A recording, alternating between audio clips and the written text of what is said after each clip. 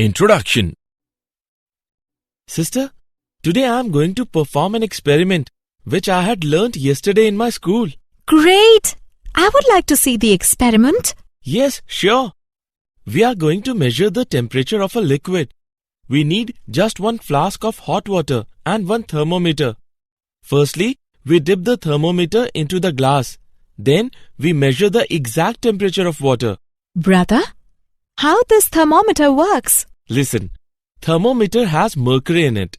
When we put thermometer into hot water, then the heat from the water causes the expansion of the mercury.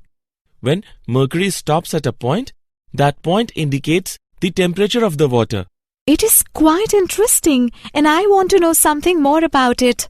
Students, today we will learn more about the thermal properties of matter. Objectives. At the end of this lesson, you will be able to define temperature and heat, measure temperature, analyze ideal gas equation and absolute temperature, calculate thermal expansion, evaluate specific heat capacity, define calorimetry, learn change of state, know about heat transfer, calculate thermal conductivity of a substance, define Newton's law of cooling. Temperature and heat. Temperature of a body is defined as degree of hotness or coldness of a body.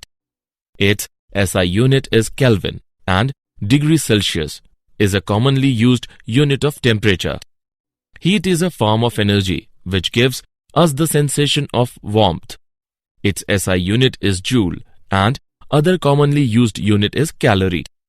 1 calorie is equal to 4.184 joule. Its dimensional formula is ml square T to the power minus. Measurement of temperature. A device used to measure the temperature of a body is called thermometer. Thermometers are designed on different scales are following: Celsius scale, Fahrenheit scale, Kelvin scale, and Ramer scale. Boiling point of water is known as upper fixed point. Freezing point of water is known as lower fixed point. Consider a body having temperature C on Celsius scale and F on Fahrenheit scale. Then C upon 100 is equal to F minus 32 upon 180. Example. Let's take an example on measurement of temperature. A newly designed thermometer has its lower fixed point and upper fixed point marked 5 degrees and 95 degrees respectively. Compute the temperature on this scale corresponding to 50 degrees Celsius. Let's see the solution. Let theta be the temperature on the scale corresponding to 50 degrees Celsius. Then theta minus 5 upon 95 minus 5 is equal to C upon 100. On simplifying, we get theta minus 5 upon 90 is equal to 50 upon 100. Hence, theta is equal to 50 degrees. Thus, the required temperature on the scale of the designed thermometer is 50 degrees. Ideal gas equation and absolute temperature. All gases at low densities exhibit same expansion behavior. Since PV is equal to constant and V upon T is equal to constant, then PV upon T is also constant. This relationship is known as ideal gas law. Ideal gas equation may be written as PV is equal to mu RT, where mu is equal to number of moles in a sample of gas and R is equal to universal gas constant. In constant volume gas thermometer, temperature is read in terms of pressure. The temperature at which all molecular activity except vibration ceases is known as absolute zero. It is a theoretical value derived by calculations and projections from experiments with the behavior of gases at extremely low temperatures. Absolute zero is estimated to be equal to minus 273 degrees Celsius. Thermal expansion.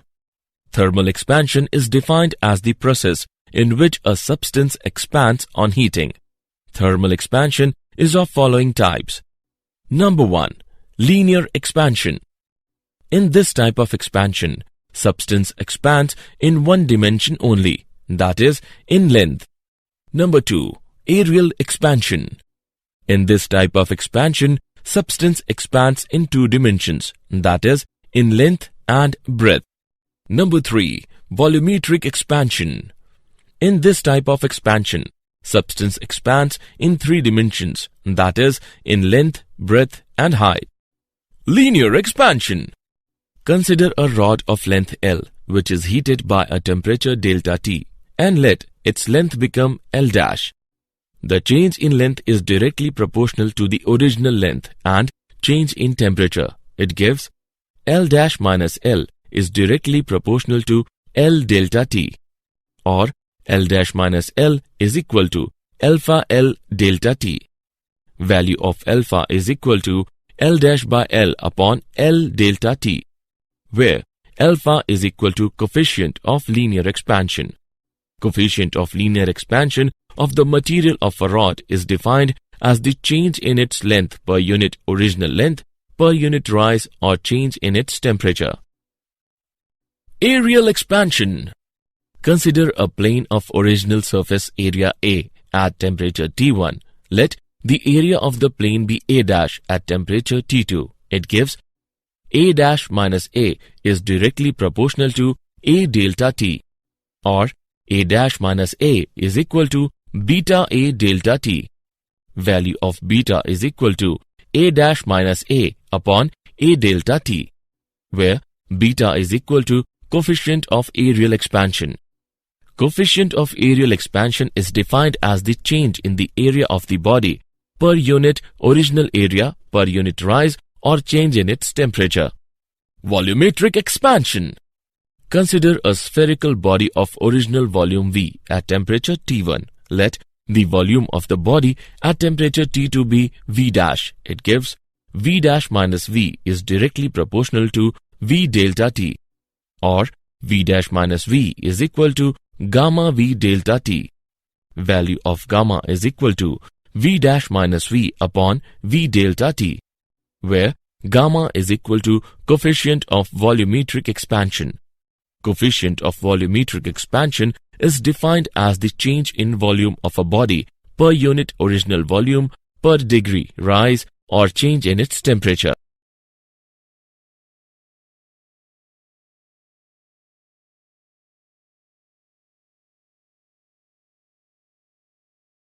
Specific heat capacity.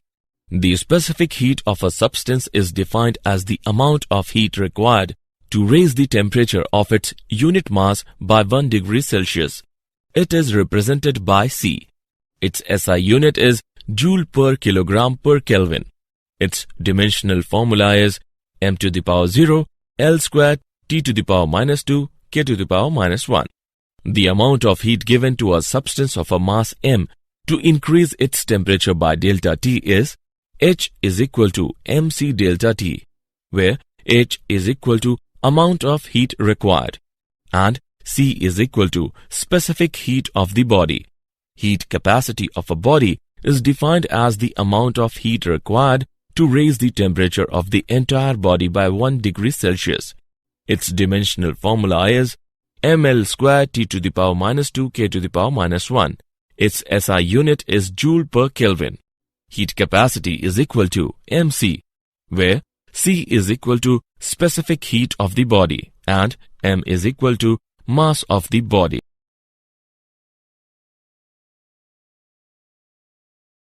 Calorimeter. The method in which a quantity of heat either absorbed or given up by a body is measured is known as calorimeter. Heat loss or gain is equal to ms theta, where m is equal to mass, s is equal to specific heat of the material, and theta is equal to change in temperature. Calorimeter is based on the principle of conservation of energy. It states that heat lost by the hot bodies is equal to heat gained by the cold bodies. The essential requirement for calorimeter are: no heat escapes out from the calorimeter, no chemical reactions takes place between the different substances taken.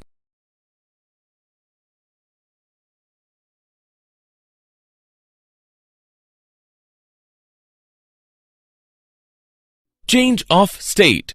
Matter normally exists in three states: solid, liquid, and gas. A transition from one of these states to another is called a change of state. Melting. The change of state from solid to liquid. Melting point. The temperature at which a solid and its liquid are in equilibrium at any fixed pressure. Vaporization.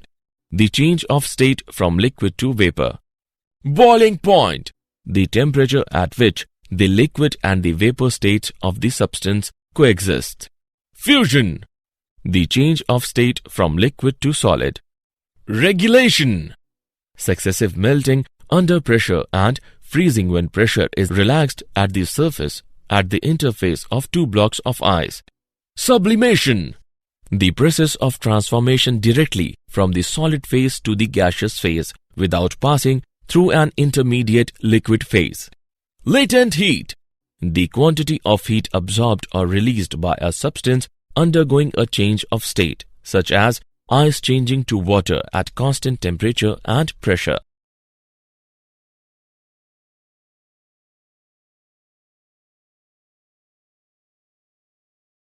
Heat transfer.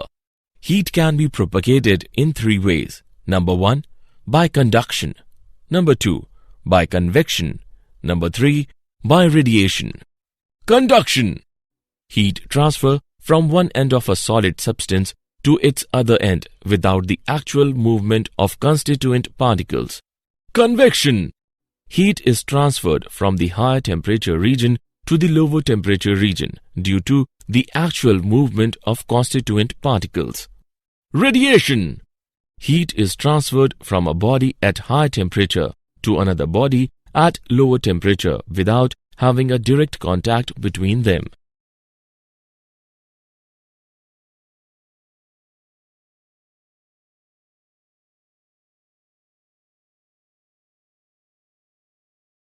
Thermal conductivity of a substance. The amount of heat transferred from the high temperature of a solid substance to the lower temperature is directly proportional to the area of cross-section of its faces. The temperature difference between two faces, time, and inversely proportional to the separation between the two faces. It gives Q is equal to Ka T1 minus T2 into T upon D, where K is a constant of proportionality and is called coefficient of thermal conductivity of the material of the substance. The coefficient of thermal conductivity of a substance may be defined as the amount of heat transferred from one phase of a unit cube of that substance to the opposite phase in unit time when these two phases are maintained at a unit temperature difference.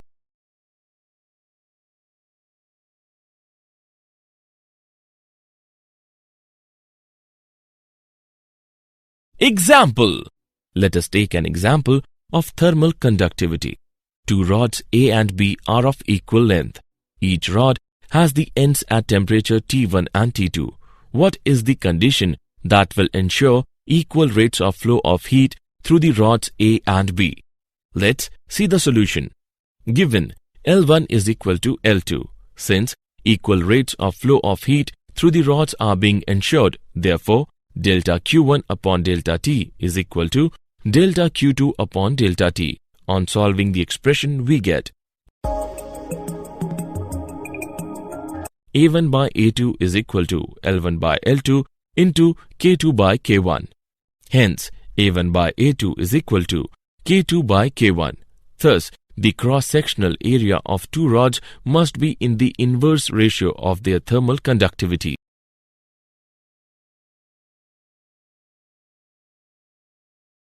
Newton's law of cooling. It states that the rate of cooling of a body is directly proportional to the difference of the temperature of the body and the surrounding.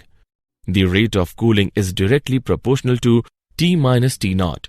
This law is valid when the temperature difference is not too large.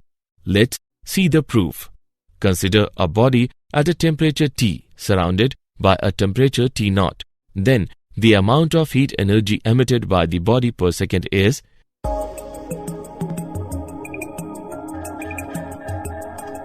E is equal to sigma belongs to A T minus T0 into T plus T0 into T square plus T0 square. Since T is very close to T0, it implies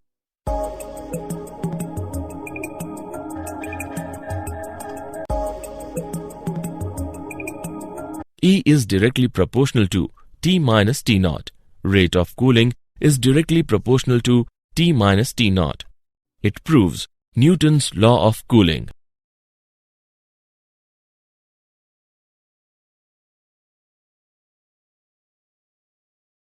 Did you know?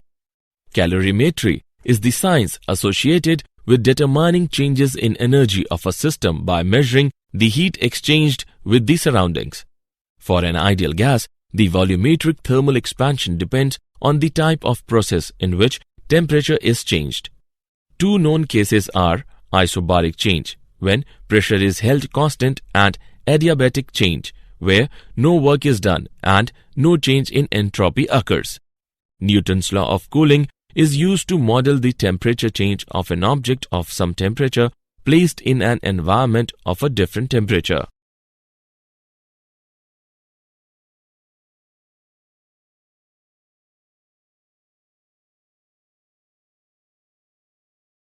Summary. Let us summarize what we have learned. A device used to measure the temperature of a body is called thermometer. Thermal expansion is defined as the process in which a substance expands on heating. Heat capacity of a body is defined as the amount of heat required to raise the temperature of the entire body by 1 degree Celsius. Calorimetry is based on the principle of conservation of energy, in which heat lost by the hot bodies is equal to the heat gained by the cold bodies. Transfer of heat by the collision among the molecules with their neighbor molecule is called conduction.